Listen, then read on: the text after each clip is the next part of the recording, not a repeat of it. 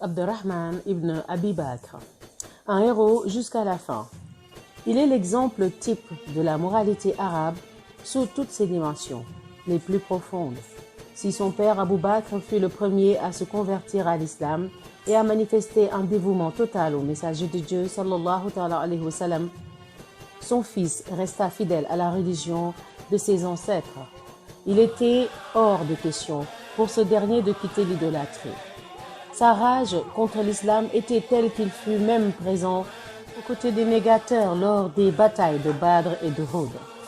À Uhud, Abdurrahman se trouvait à la tête des archères idolâtres. Les historiens rapportent que les hostilités commencèrent avec les combats en duel. Abdurrahman sortit alors des rangs pour se battre en duel. En voyant son fils agir de la sorte, Abu Bakr se leva pour l'affronter, mais le prophète alayhi salatu wassalam l'en empêcha. Tel était le comportement de l'arabe authentique. Il était totalement dévoué à ses convictions.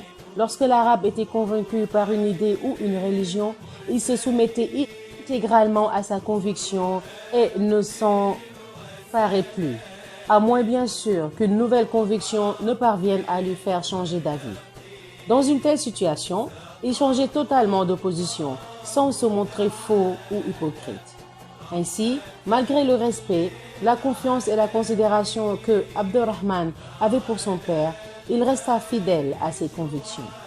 Même la conversion de son père ne l'incita pas à le suivre. Il resta ainsi attaché à sa position en assumant la responsabilité de ses convictions et de ses croyances.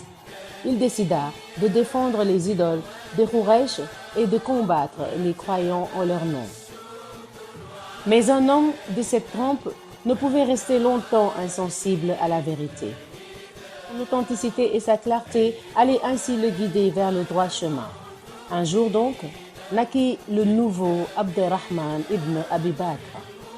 Son âme fut éclairée par la lumière de la guidée qui dissipa en lui les ténèbres de l'idolâtrie. Il devint ainsi un fervent croyant qui ne voyait plus que Dieu à travers tout ce qu'il entreprenait. Il se rendit alors rapidement auprès du messager de Dieu, sallallahu alayhi wa sallam, pour annoncer son adhésion à l'islam. Quant à Abu Bakr, il fut ravi de voir son fils prêter enfin allégeance au prophète alayhi salatu wa sallam. Abdurrahman était un homme de conviction, aussi bien avant d'embrasser l'islam qu'après. Ce changement dans sa vie ne venait donc pas du fait qu'il cherchait un intérêt matériel, ni d'une quelconque crainte, mais simplement d'une conviction nouvelle et profonde. Bien sûr, cette conviction venait directement de la guidée de Dieu et de sa grâce. Abdurrahman voulut alors rattraper tout le temps perdu. Pour cela, il se dépassa et fournit des efforts considérables pour la cause de Dieu, du messager et des croyants. Du vivant du messager de Dieu, sallallahu alayhi wa sallam, et à l'époque des 4 califes, jamais il ne s'absentera du champ de bataille ou d'une quelconque expédition. Lors de la bataille d'Al-Yamama, Abdurrahman fera preuve d'un héroïsme légendaire. Sa persévérance et sa bravoure contribueront largement à la défaite des troupes de Musaylima et des apostats. Durant le combat, il achèvera Muhakkam ibn at-Tufayl, le maître à penser de Musaylima. C'est d'ailleurs lui qui commandait le détachement assurant la défense des points sensibles du fort dans lequel s'étaient retranchés les apostats.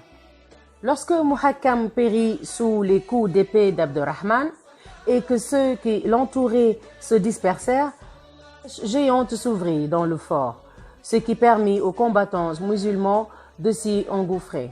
Les grandes qualités d'Abdurrahman s'affinèrent davantage suite à sa conversion à l'islam. Sa fidélité vis-à-vis de ses convictions, sa détermination à suivre ce qu'il considérait comme vrai et son refus de l'hypocrisie et de l'adulation, tous ces caractères représentaient l'essence même de sa personnalité et de son vécu. Jamais notre compagnon ne changea de comportement, quelles que soient les tentations ou les influences extérieures.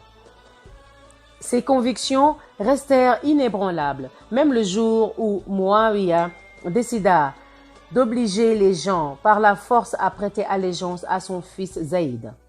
On rapporte que le prince des croyants ordonna à Marwan, son représentant à Médine, de lire publiquement à la mosquée la lettre d'allégeance. Marwan expliqua les instructions, mais à peine eut-il fini de lire le message que Abderrahman se leva pour transformer la consternation des musulmans en protestation audible et en opposition active. Il rétorqua: « Par Dieu, vous ne voulez vraiment pas ce qu'il y a de mieux pour la communauté de Mohammed. Vous voulez suivre le modèle byzantin en termes de succession. À chaque fois qu'un Héraclius disparaît, un nouveau Héraclius lui succède. » La position de Muawiyah a mené Abderrahman à penser qu'un grand danger guettait l'islam.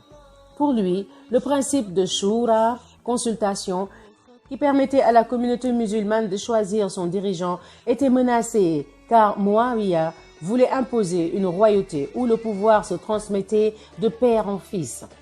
Un groupe de musulmans se relia donc immédiatement à Abderrahman avec à leur tête Al-Hussein ibn Ali, Abdallah ibn Az-Zubayr et Abdallah ibn Omar. Mais des circonstances inévitables finirent par contraindre ces derniers à observer le silence devant la volonté imposée de force par Muawiyah. Quant à Abderrahman ibn Abu Bakr, il continua à déclarer publiquement la nullité de cette allégeance. Muawiyah lui envoya alors un don de 100 000 dirhams afin de le rallier à lui. Il refusa l'argent et dit à l'émissaire de Muawiyah: « Dis-lui que Abderrahman n'est pas homme à troquer sa foi contre un bien terrestre. » Plus tard, lorsqu'il apprit que Muawiyah s'apprêtait à venir à Médine, il quitta la cité pour se rendre à la Mecque. Dieu voulut lui épargner les conséquences néfastes et les épreuves afférentes de sa position. Alors qu'il arrivait dans les alentours de la Mecque, Dieu le rappela à lui. Notre compagnon fut ensuite transporté jusqu'aux hauteurs de la Mecque. Il fut donc enterré dans sa terre natale qu'il avait vu se dépouiller de l'ignorance pour rallier l'islam.